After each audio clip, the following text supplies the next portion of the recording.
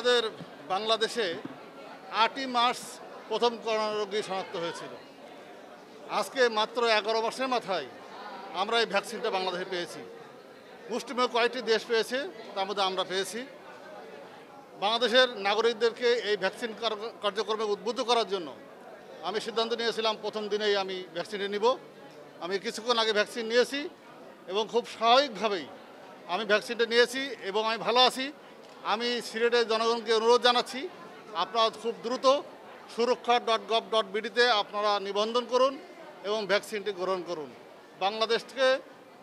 বাংলাদেশকে করোনামুক্ত করার জন্য আমাদের এই সরকারের উদ্যোগকে সফল করার জন্য আপনাদের সবাইকে অনুরোধ জানাবো, আপনার মিডিয়া কর্মীদেরকে অনুরোধ জানাবো, আপনারা প্রচার করবেন সবাইকে রেজিস্ট্রেশন করে ভ্যাকসিনটি গ্রহণ করার জন্য।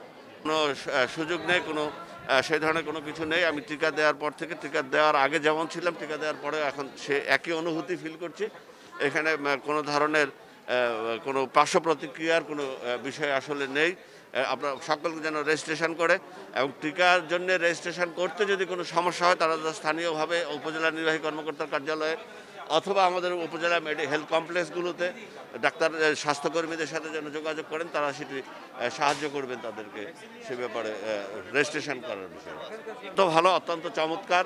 আপনারা জানেন যে এখানে সম্ভবত 12টি বা 13টি বুথ রয়েছে। এখানে প্রতিটি বুথে যারা টিকা দিচ্ছেন তাদেরকে প্রশিক্ষণ দেওয়া হয়েছে, তারা প্রত্যেকেই প্রশিক্ষিত।